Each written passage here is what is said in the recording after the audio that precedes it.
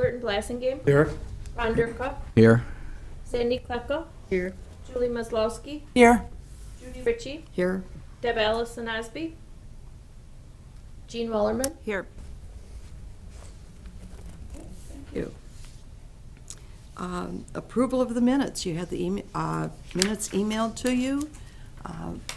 We did, with a preliminary, one of the things that Bobby has been doing is sending Ron and myself the preliminary minutes, and we go over them and try to fine tune them before we come to the meeting. So hopefully what you have sent to you is okay, but we'll still take any additions or corrections. Does anyone have any? Need a motion to approve? So move. Second? Second. All those in favor? Aye. Opposed? Okay, approved.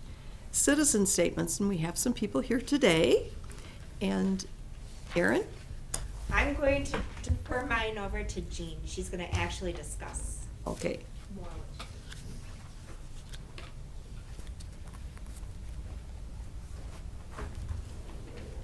Hi and good morning. Good morning. Thank you for letting me have a few minutes today. If I go too long, please feel free to let me know. I've been told that somebody will definitely cut me off if I tend to go on a little bit long. My name is Brynn Seaman. I'm a new addition to your county's Aging and Disability Resource Center, also known as the EDRC. And my role within the EDRC is as one of the 3 program supervisors. So I have several responsibilities, and I just wanted to take an opportunity to share a bit about myself, as well as a little bit about my roles, and then put a plug in later about our resource directory. So annually, there's a lot of time and effort that's poured into our resource directory. This is our 2020, and it has information varying from assisted living to home delivered meals to advanced planning. So there's a lot of really good information in here, and I have a bag of them. I think I have enough for everybody here. And I'll certainly share with the group how people who want one can get one if they aren't here today. So a little bit about me. I have an undergraduate degree from the University of Oshkosh in Human Services, and I also have a master's degree from the University of Madison in Rehabilitation Psychology. I've had experience both in private and in government public sectors, over 15 years of experience in long-term care. I also have about a decade or more in supervisory and leadership experience. And with that, I hope to bring all those good talents and skills in supporting your county's Aging and Disability Resource Center. There's 2 sets of groups that I support. One is the benefit specialists. So a few months ago, you guys might remember Julie and Joan, who came to do their Medicare 101 presentation. They are our county's elderly benefit specialists. We also have 2 disability benefit specialists, and their role is supporting individuals 18 through the ages of 59 in applying for and receiving public benefits. The other group of individuals that I support are Adult Protective Services staff, and their role generally in the community is to respond to concerns about abuse, neglect, financial exploitation.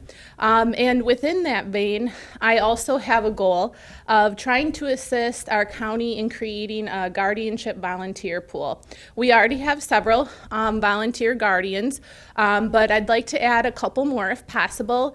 And a little bit about that program is taking individuals who really have a commitment in trying to help somebody with healthcare decisions, possibly financial decisions, who have been deemed incompetent.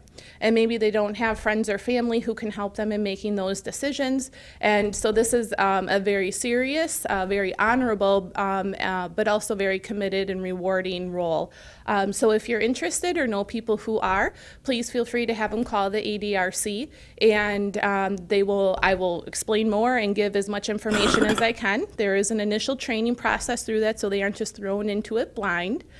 A few of the other things that I do within my role is that I oversee some grants and review them annually with many of our vital and valuable community partners.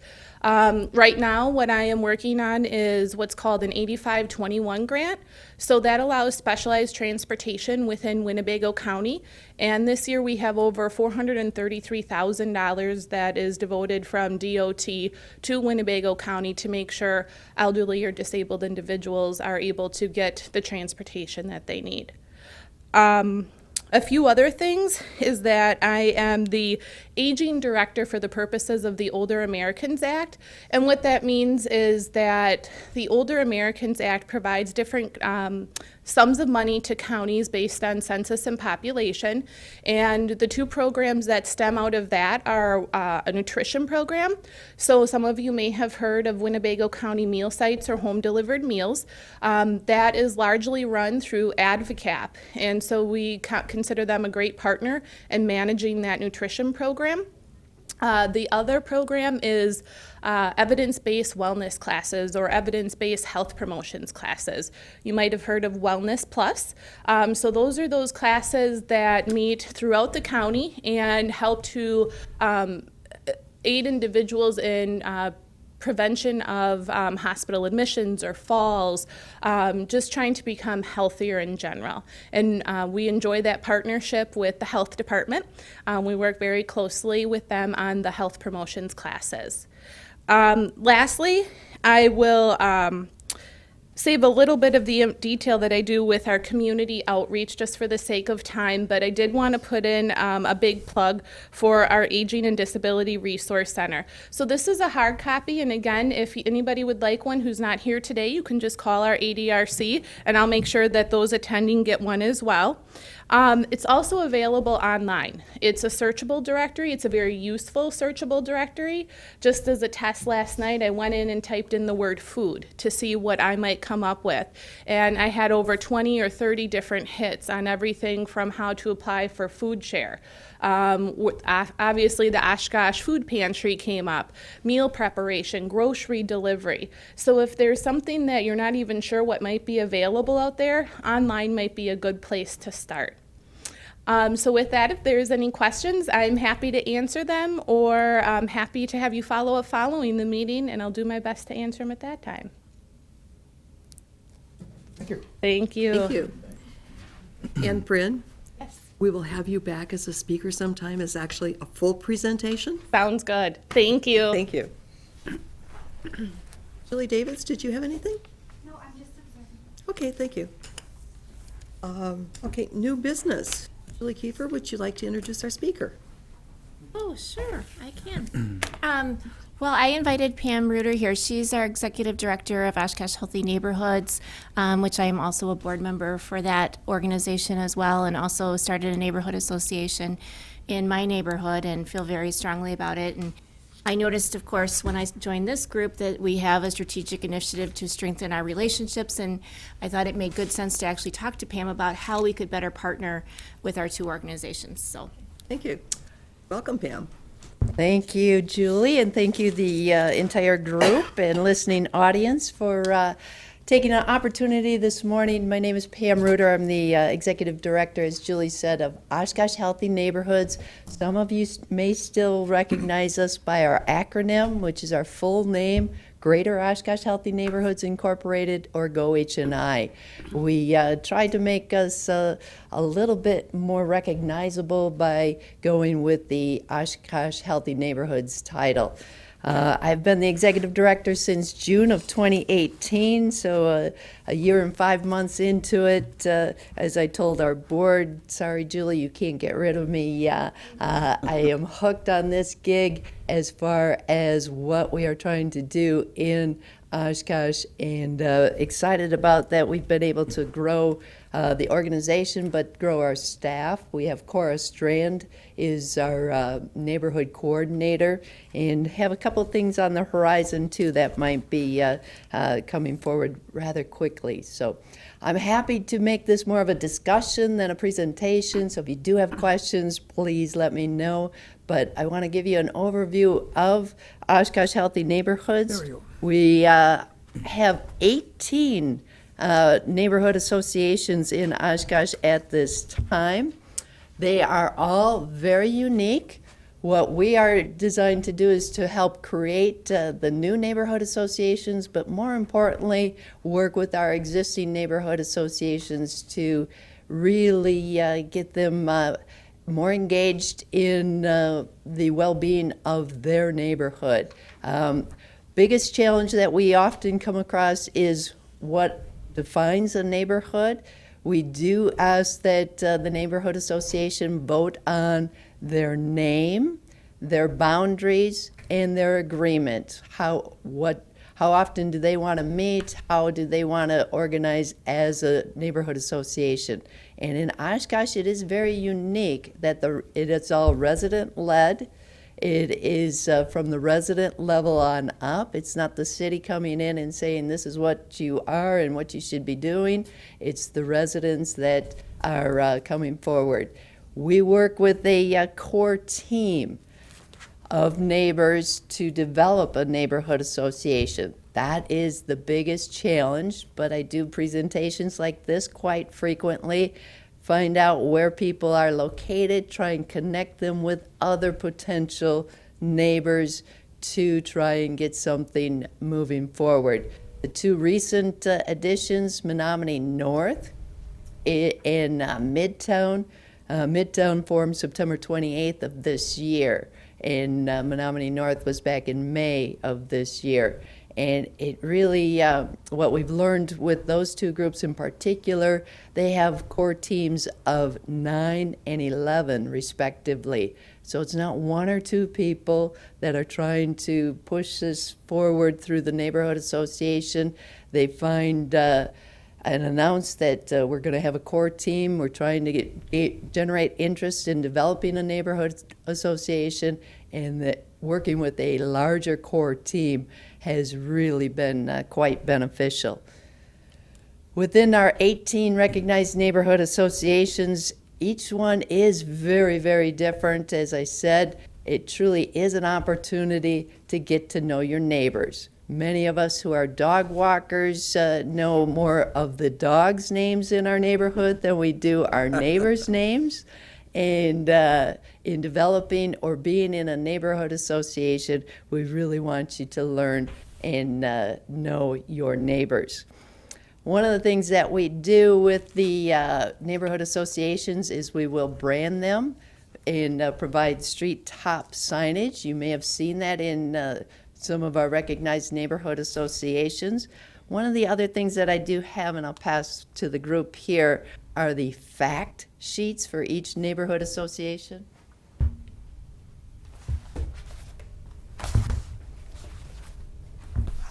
This is we're working presently to get the fact sheet on our website at gohni.org. The fact sheet will identify that name, boundaries, agreement, but then also talk a little bit more clearly. Each of the neighborhood associations truly has their own mission and vision for what they foresee with their neighborhood association. One of the things that we do in this group, Lurton has come frequently to our alliance meeting. We meet the third Tuesday of each month. This is an opportunity to bring all the neighborhoods together, exchange ideas. We also bring in guest speakers from the city on various topics so that our neighborhood associations understand how they can perhaps make changes within their own neighborhood association. We really are working to have each of those 18 neighborhood associations at this time come together on a monthly basis and have a stronger voice within the city of Oshkosh. The carrot that is out there for our neighborhood associations is it's very different from a homeowners associations in that neighbors are not required to pay dues or fees or anything like that. It is strictly voluntary for each of our neighbors to participate in their neighborhood association. But we as an organization, we're a 501c3 nonprofit. We do have a partnership with the city, and the city has also a strong strategic goal of strengthening or neighborhoods, and we work with the city. We will fund neighborhood associations to explore initiatives or just plan activities or events that do bring neighbors together and build a little bit more of a sense of belonging, a connectedness, safety, are definite benefits of knowing your neighbors and being a little bit more involved or engaged in your community. We like to be the social side of it. That funding, we will support block parties as long as the neighborhood votes on it and it is recorded in their notes. They fill out an application for our community building and engagement program funds. They have their event. We will reimburse up to $1,000 each year for neighborhood associations to, again, get together and be social. Some of the other opportunities in the back of that binder that is going around, the city loan program technically is designed to, again, improve the appearance of our neighborhoods. So there are home improvement loans. There's a Sold on Oshkosh loan for housing that is in our neighborhood associations. Thirdly, the Great Neighborhoods Grant opportunity through the city of Oshkosh is also geared towards our neighborhood associations for the public spaces. Many of our neighborhood associations have done a fantastic job. Example would be the Seasand and Sailorland project with Menominee South at the corner of Hazel and Irving. Revamping that playground equipment was done through a Great Neighborhoods Grant. So again, it's resident-led. The residents fill out the application, and there's funding available to improve those public spaces.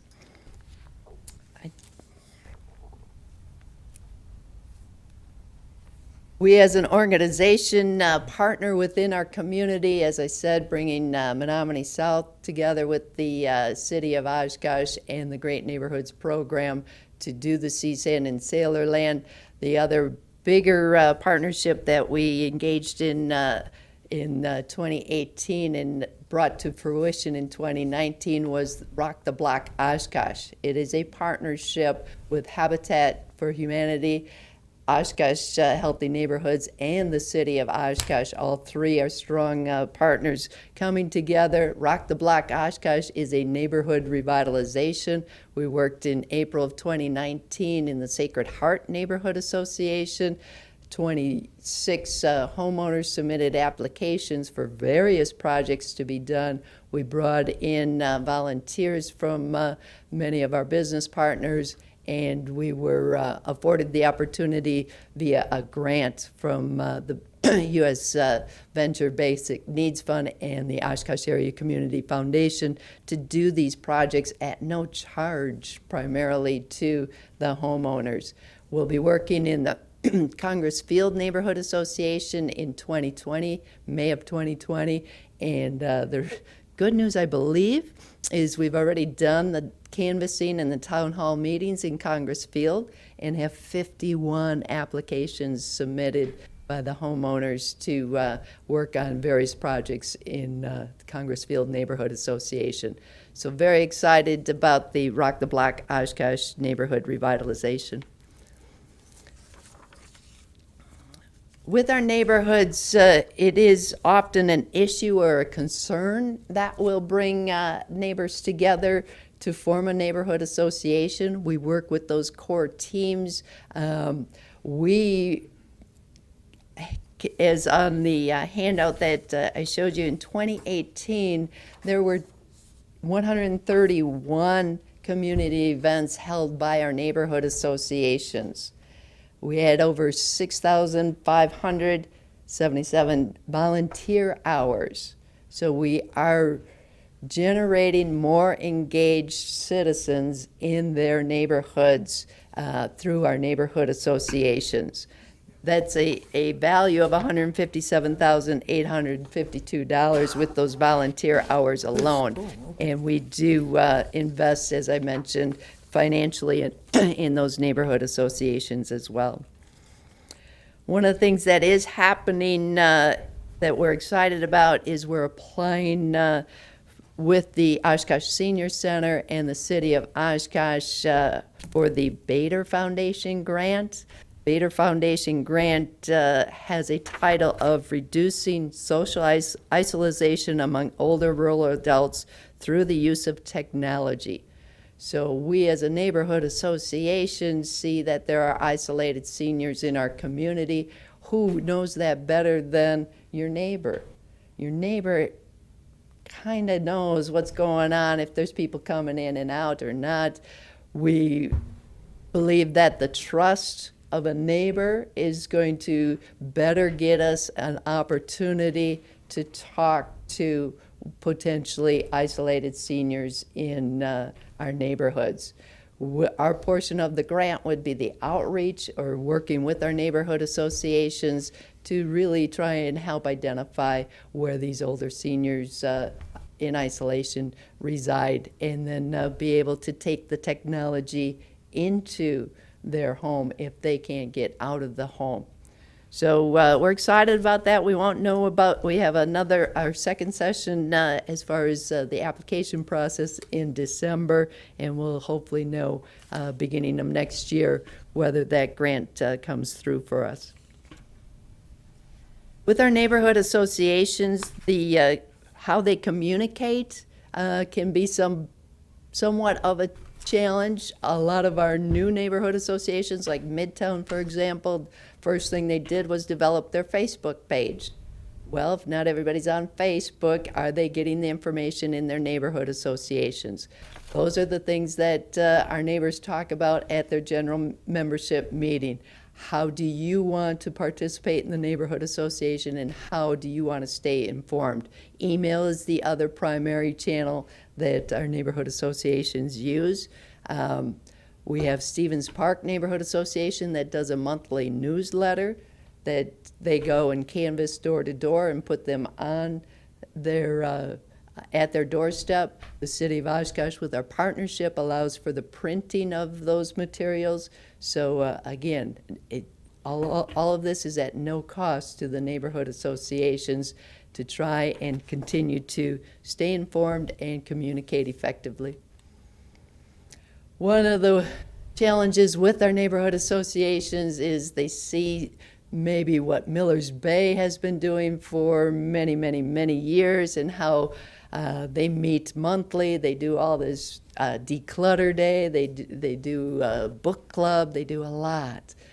But it is a process to bring those people together, identify their strengths, identify their assets. I mentioned the core team.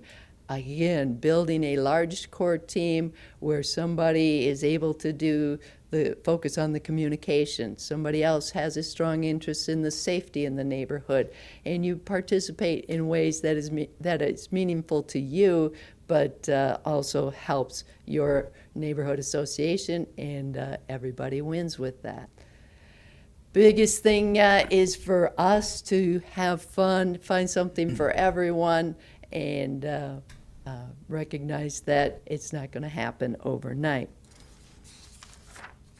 One of the things that we did in our community this year was get a little bit more involved. We did a neighborhood night at the Leach. It was Tuesday night with the concert series that went on there. It was a very, very warm night this year, so that will happen in July. But bringing our neighborhood out and doing a get to know your neighbor activity was our goal with that particular night.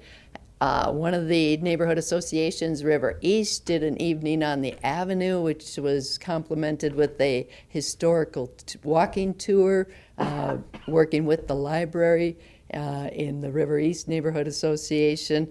Really nice event dedicating the William Waters Plaza, which again was one of those great neighborhoods grant initiatives to improve the public space in their neighborhood. And lastly, we celebrated National Be a Good Neighbor Day. Who knew? September 28th, Jimmy Carter put it into place. It's always September 28th, and it happened to fall on a Saturday this year, so we were at the farmer's market, got a lot of people to take the pledge to be a good neighbor and, again, be a little bit more mindful of being kind and how you treat one another. We are complicated with what we do. We will also develop properties in our neighborhood associations. This is the house we bought in Stevens Park Neighborhood Association. We will be rehabbing that property and hopefully selling it to an owner-occupied resident next spring. It doesn't look like this anymore, but we're not quite there yet as we are in the middle of the rehab process. We are working with the neighborhood association to get some of their volunteer hours and help us with this project as well. We are online, I mentioned at GoH&I. We're also on the social media channels, Facebook, Instagram, and Twitter. You can find us there. And lastly, we just moved our office location to the 100 North Main building. And we're right next to Cranky Pat's, but we're also connected to Greater Oshkosh Economic Development Corporation in they're in Suite 104, we're Suite 103.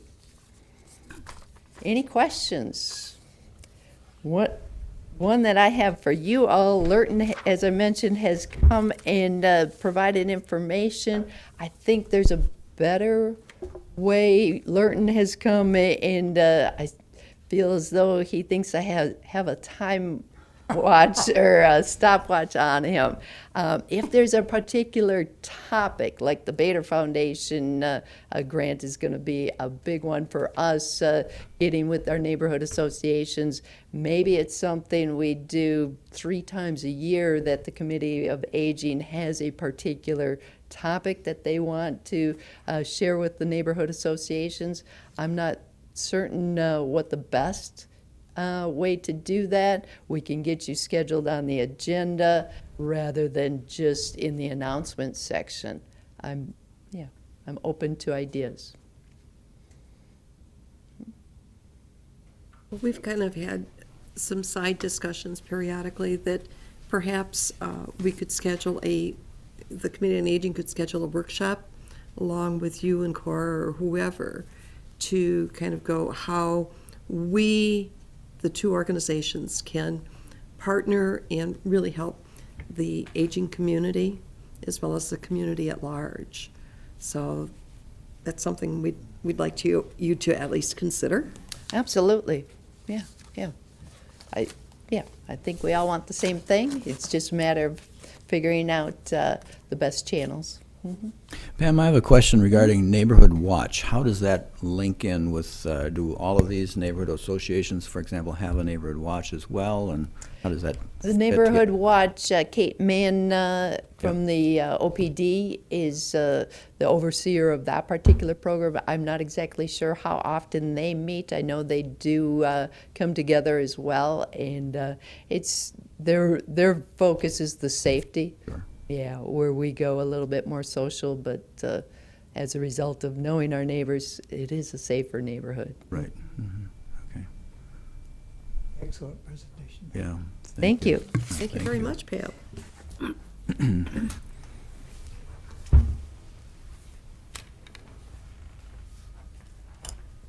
Okay, and moving forward, we'll go through our work groups, strengthening our partnership with neighborhood associations and other partners. Lurton, do you have anything more to add? I think she's covered it. Well, we thank you for attending the meetings and sharing as much information as you have. And Julie, since you're on that board, do you have anything? I do not. No. Okay, You thank did you. a great job. Thank you. Improving access to affordable transportation and delivery services for seniors. Right now, we have nothing new to report. I just want to add one thing in there, Judy, with the transportation. Bobby and I have met with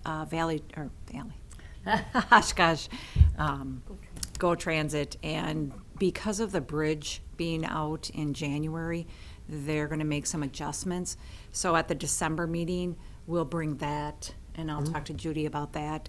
The changes that they're just going to be making, they're going to make less stops at the senior center just to accommodate the routes because of the bridge being out. Okay. We can talk offline on that. Right, right. Okay, create a community design and policy that supports an age-friendly community. Again, Jean? Okay, I'm going to pass out some information that Aaron and myself and others that have been working with the Oshkosh Fire Department. And I just want to read a little memo that has come out. We've been working on a grant to help the Oshkosh Fire Department deal with falls in the community. And with that, this is just a message from the fire department. So last year in 2018, they responded to 8,684 calls for service. 1,475, which is about 17% of those, were for falls in our community. So the fire department is working with a wide variety of local agencies to reduce the number of falls. But we need everyone's help in this. So we have put together some listening sessions and some community sessions that we'd really want seniors to attend, those that are 65 and above. We would like you to come and share your thoughts regarding falls in our community and the reasons why you think people fall, or just to help with the fire department to try to figure out going forward how we as a community can work with individuals to reduce those numbers of falls and those number of calls. So on that flyer, you'll see that the senior center is hosting the first 3 in November 15th, 18th, and 22nd. And then the YMCA will host a listening session, the Oshkosh Public Library, and then the downtown YMCA will host. So please, if you know of anyone that doesn't really matter, healthy or you have fallen, to attend, we need a wide range of thoughts and discussion with the fire department to help in this research on why the City of Oshkosh Fire Department is responding to too many falls in the community. So, Is it true we have like a higher fall rate than other cities? Is that? I am not sure. Okay. That would be probably a fire department question. So, And this is out on Facebook, is that correct? yes, it is. Okay. Yes, we just posted it on. Do you have anything you can email us as well? Yep, Bobby can take that information and email that to everybody. Awesome. Actually, I believe I have the file also. You know, the public health department worked for a while with the fire department, and we were supposed to contact people who had fallen. So we would call them, and they didn't want to see us. They were embarrassed that they fell, number one, and number two, they just didn't see any reason to follow up. So, and then the firemen didn't seem to really want to work very well with us. Sometimes I would get a number to call, and I would call it 5 times, and it was the wrong number. I couldn't even read the writing that the firemen wrote out. It was so sloppy. And then, you know, it was a great idea, but did not work. You know, on paper or in thought, it sounded great. But we did not get cooperation from the people because the people were embarrassed that they fell. They didn't want anything to do with us, and it was just more hoopla. And so that was a great idea, but it fell. It just didn't work. Many people feel that it's an invasion of their privacy. Yeah. I live in a 55 and up building, so I've got that little community that this does happen frequently. Many times we don't know someone has fallen unless we see the bruises or if you live downstairs and you hear the bang. And so it can be interesting. And that's what you're talking about, and what you're talking about is really what these listening sessions is all about. So that you can come and express those thoughts so that they can figure out why, and then the how can we help.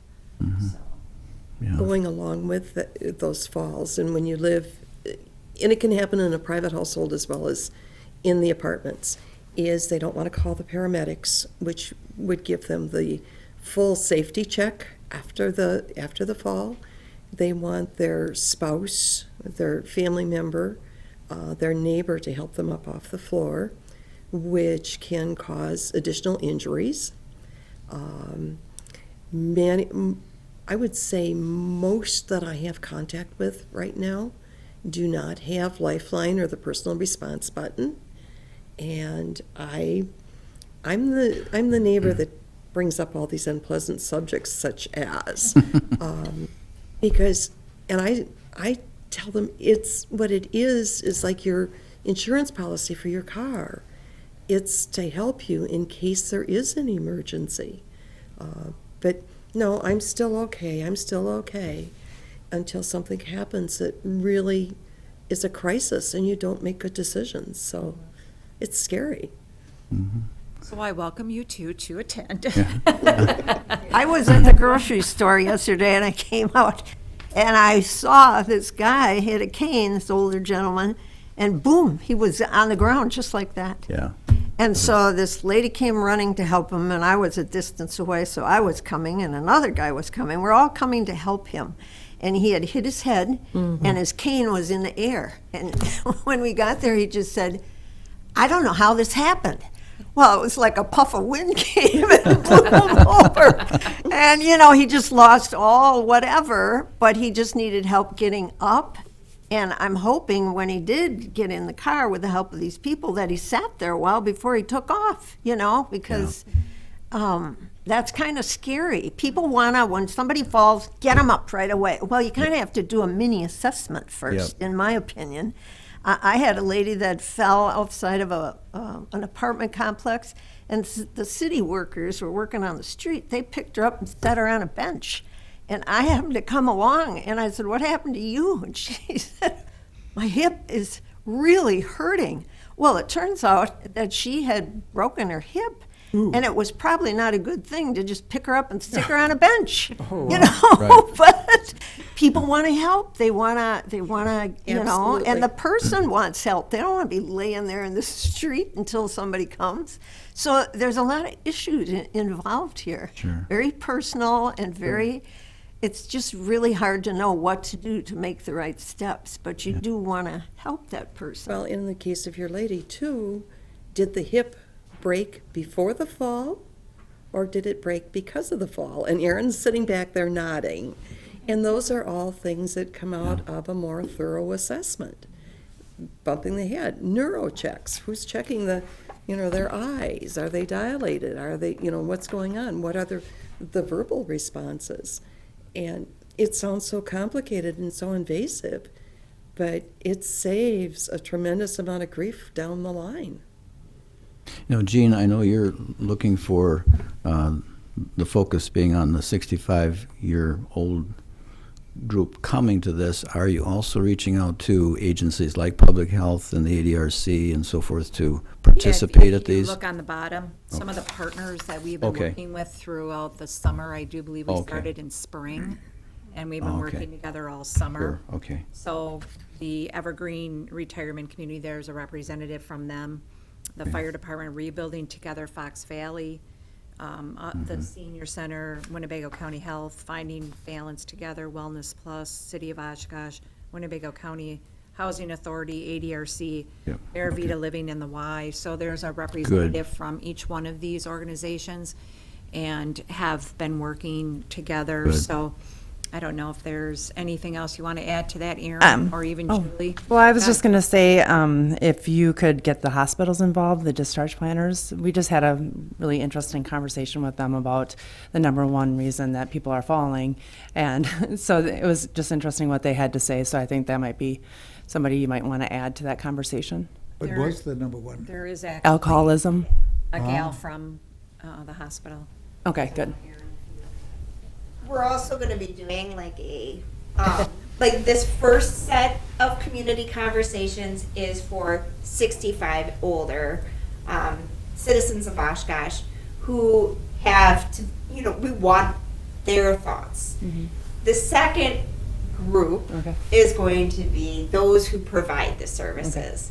So that's where we're looking at the discharge planners, we're looking at the home care, things like that. So, yeah, and then we're gonna be Okay. also planning on like those people who could make the change. So we're looking, the higher up, the politicians, the people who make that change. So this is just the first section. Okay. Makes sense. And we will bring that forward also. Yeah.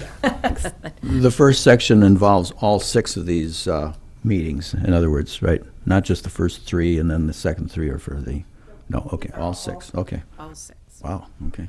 And some people don't know why the fire department brings 4 people or more. And it's important because sometimes a person's pretty heavy and you need 4 people to get them up and out. But also when you're driving, someone drives, someone else calls the hospital, 2 people monitor depending on what the situation is. So it's a major commitment, those 1,700 plus calls to the fire department. It's not a simple thing to do. So with this, we need 20 people to participate at each of those dates. So if you can really talk it up with individuals that are 65 and above. And then again, our next series is with other agencies that we will be taking this even further. So, but this, again, this first set of meetings is our individuals 65 and above, to get their views, their perspective of why people are falling. Okay, that's all I have. Improving communication and visibility of available services to seniors? Julie, did you have anything? Okay. I do Ron? not. Yeah, I have a few tidbits. One, if you haven't heard, Social Security increase for those receiving Social Security benefits, January 1 will go up 1.6%. The other half of that, of course, is that the Medicare Part B premium will go up as well from $135.50 to $144.30. So that will wipe out a little of that increase, or all of that increase for some people. So there's that. Another is that the Kaiser Family Foundation has put together some interesting facts, I guess, regarding the Medicare Advantage plans. We're in the middle of the open enrollment period that runs through December 7th. About 22 million people are on Medicare. 34% of those individuals choose a Medicare Advantage plan over traditional Medicare. That's in 2019. And it's anticipated that trend will continue for 2020. One of the thoughts regarding the overall number of plans will increase from 2019 to 2020. There are 3,148 Medicare Advantage plans available across the country. It's an increase of 414 plans since this last year. So their number of plans are going up. The average person with Medicare who's considering a Medicare Advantage plan will have 28 plans to choose from in 2020, and that's up from 24 this year. And paradoxically, though, this amount of choice may cause beneficiaries to struggle to find the correct plan for their circumstances. So more choices sometimes means a little more confusion. There's a variation in the number of plans available. For example, there'll be a wide number of plans available in cities, around 60 plans, all the way down to no plans available in some counties across the country. Metropolitan counties will have around 31 plans to choose from, while non-metropolitan counties will have an average of 16, and again, some will have none, which has happened this year as well. There are more plans, but not as many plan sponsors. The average beneficiary will be able to choose from plans offered by 7 companies across the country, and which is similar to this year, from what they're saying. Another sort of a major change is that the extra benefits, and if you've been watching any of those Medicare Advantage plan ads on television, you're hearing more about that. Nearly all Medicare beneficiaries who have a Medicare Advantage plan have the traditional dental, fitness, vision, hearing type coverages, but now you're hearing more about plans that have in-home support, bathroom safety, telemonitoring services, home-delivered meals, transportation to the doctor, all those kinds of services as well. And one of the things that is being encouraged is that these benefits may not be available to all enrollees. People should contact the plans or read the plan materials to find out if benefits they are interested in are widely available or only for a subset of enrollees. For example, people who have certain chronic conditions, or based on the assessment that plan does, finds that you're eligible because you have so many ADLs, activities of daily living, that you can't perform and so forth. So you may get the sense that you're going to be eligible for all kinds of services when in fact maybe not. So they encourage people to call the plan in advance. A couple other things having to do with what's going on at the national level. There's more progress in the House in adding an oral health benefit to Medicare. The House Ways and Means Committee voted to advance the Elijah E. Cummings Lower Drug Costs Act, as well as the Medicare Dental Act, and that would the reinvestment of savings from the lower drug costs would help pay for the Medicare oral health benefit, is what the vision is. Again, this is in the House. Committee also advanced bills to add vision and hearing benefits to Part B, which is, that'd be original Medicare Part B now, not an Advantage plan. And it says that now that all the committees of jurisdiction have approved the measures, it's expected to go to the House floor for vote in mid-November. So that should be coming up shortly. Another is to, there's improvements in the works for the marketplace enrollees. We've talked a little bit about that already.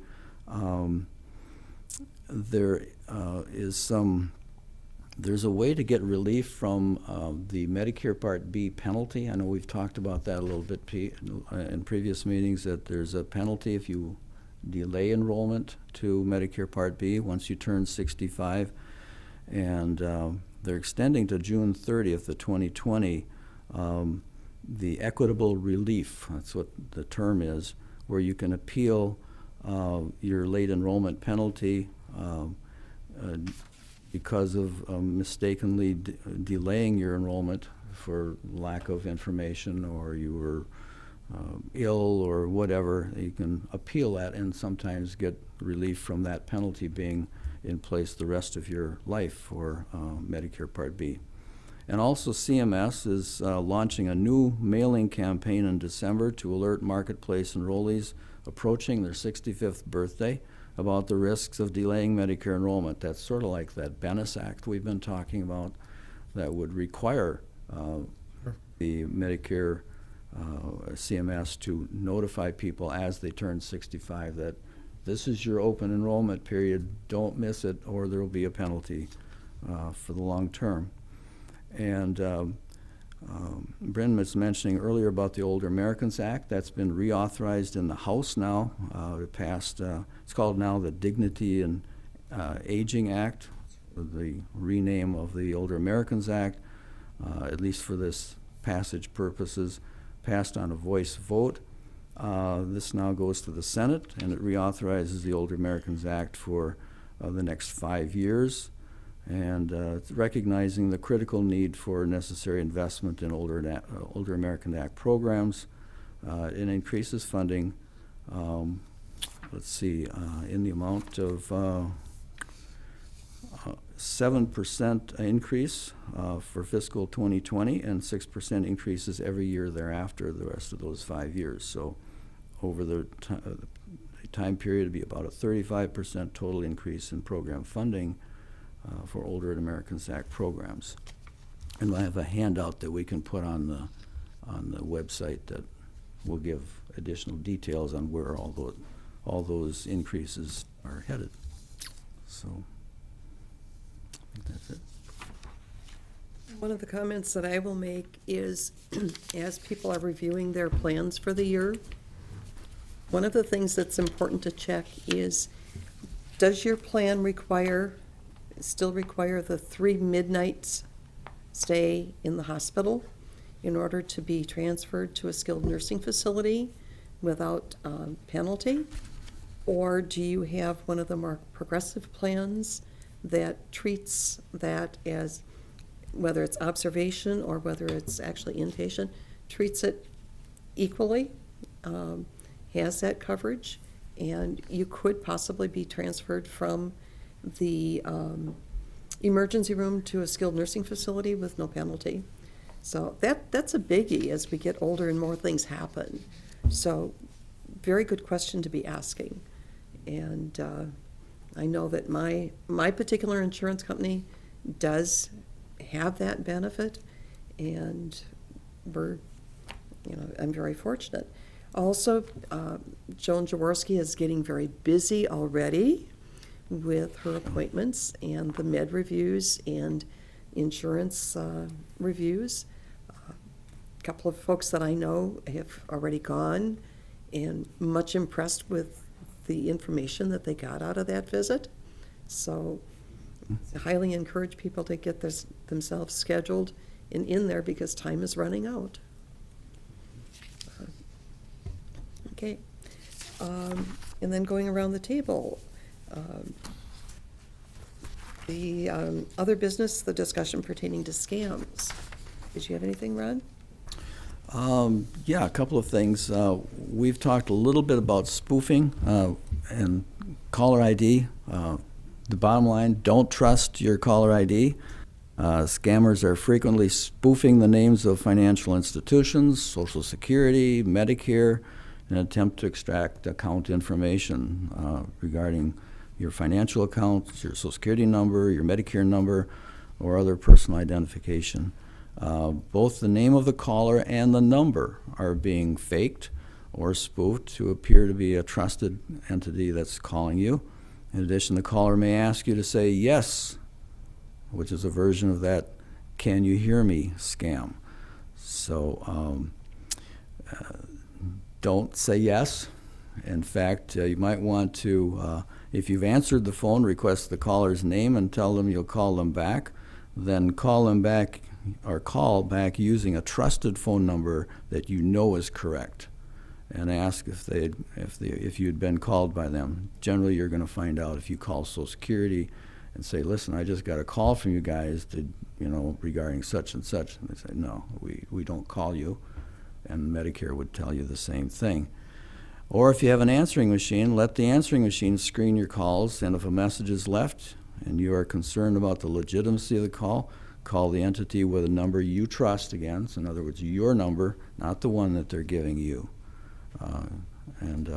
I recently received a voicemail message on my cell phone, which I rarely get because I generally haven't given the number out to very, very many people, where the caller stated, and this is a quote, "This call is from the Department of Social Security Administration. Your Social Security number has been suspended because of fraudulent, suspicious activity.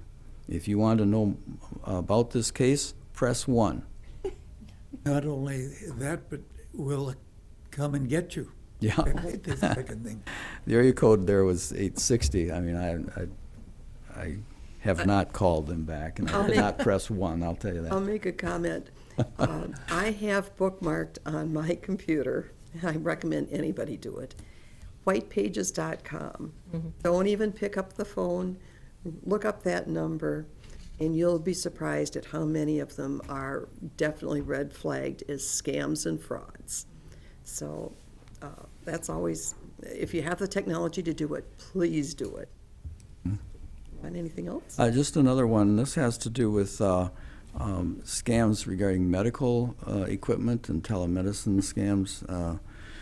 Let's see. The Kaiser Health News reports that family caregivers of institutionalized older adults are getting calls from scammers about the health care needs of their relatives. Medicare telemedicine scams around medical equipment are on the rise. So if you get a call from anyone claiming to be with Medicare about a health care product or service you or someone you love needs, hang up, okay? Or if you want to know more, ask the person's name and call them back. Then before you do anything else, call Medicare, and they give a toll-free number, 1-800-633-4221, 1-800-633-4221. Sometimes the scammer on the phone pretends to be providing telemedicine consultation. The scammer may ask about pain. Sometimes you simply receive medical equipment you don't need. Whether there's a call or not, scammers enlist doctors to make orders for medical equipment companies or from medical equipment companies, and then bill Medicare for the equipment. In other words, fraud against Medicare. The doctors never consult with the Medicare patients, let alone examine them. So say if you receive an equipment call you did not discuss with your treating physician, report the fraud to Medicare or call your local SHIP person, which would be Joan Jaworski or that we met with recently. So anyway. That's where you get a free knee brace if you Yeah, right. or a Yeah. back brace or all this Yep. stuff they Exactly. advertise. It's curious because we're on the do not call list and we still get all of those calls. Of course. Yep. Of course. Above all, never give out your personal information to anyone who calls or emails you, including your Medicare number or your Social Security number. Do not believe the person if he or she claims to be from Medicare or Social Security or any other agency. Government agencies will never ask you for this information. So that's it. Sue, anything? I just ran across something from the state that they have this addiction recovery helpline, and they've been in service for 1 year. And they said that they've helped about 6,000 people. All you do is dial 211. And if you don't need it, maybe you have a grandson or, some relative who really needs help for addiction. If you dial 211, they will route you to the right services, and it's available 24/7, and it's really a good thing. And you can call them more than once, and they're very willing to put you into different programs or talk to you about what your needs are for an assessment, day treatment, if you have to go into the hospital for your addiction, or you're hooked on certain meds. It's just a good thing to know that they have that, and it's been very successful. And if you don't want to talk to a person, you can actually get help by just calling a different number or texting a different number. So just go to Wisconsin Addiction Recovery Helpline on the internet. And then there was one other thing that just came up. It's called One Health Day, and that was celebrated on this past Sunday, November 3rd. And that's where 3 agencies in our state are getting together to promote health. One, of course, is the Wisconsin Department of Health. The other one is the DNR, and the other one is the Ag, Trade, and Consumer Protection, DATCP. So these 3 agencies are trying to come together to try to make better health for everybody. They're looking at sometimes 40% of infections are from animals. So that's why they're, the state health department is kind of hooking up with the DNR and then this other group, so that all 3 of them then can come together and try to work together about how to make Wisconsin a healthier place to live. So it's kind of a neat idea. Thank you. Yep. Sandy? Julie Kiefer? Just wanted to remind everyone, I passed out a flyer last month that Learning and Retirement has invited Craig Culver to come and speak to the community, and that is Wednesday, November 20th, from 10 to 11:30. It's at the Culver Family Welcome Center, which was the Alumni and Welcome Center on the UWO campus, and it's free and open to the public, so we hope people will attend. Thank you. Julie Maslowski? No, nothing today. Okay. Heidi? Nothing today, thank you. Morton? Okay, a couple of things. I hope that most of you have seen the articles or news reports that the food co-op has started a capital campaign to build a grocery store over Oregon and, well, near the Oregon Street Bridge. Jackson and Pearl, they said. Jackson and Pearl, yeah. Sorry, wrong side of the river. Knew what I meant. So we're hoping to have some more information on that coming before long. And with that being a food desert near the university and the rivers, the two buildings, it's a perfect location and very appropriate. Always a reminder to get your flu shot. It's not going to be a good year again. A salute to veterans with Veterans Day coming up. And just a reminder, thank them when you see them. There's a lot of good events coming up also. And as we've already had the unfortunate four-letter word, a reminder that if schools are closed on our meeting day, we will not have a meeting. We're not going to be able to call everybody to let you know, but if schools are closed that day, there will be no Committee on Aging meeting. So, anything else? Okay, I'll take a motion to adjourn. I move. Second? Second. All those in favor? Aye. Meeting adjourned. Thank you. See you next month.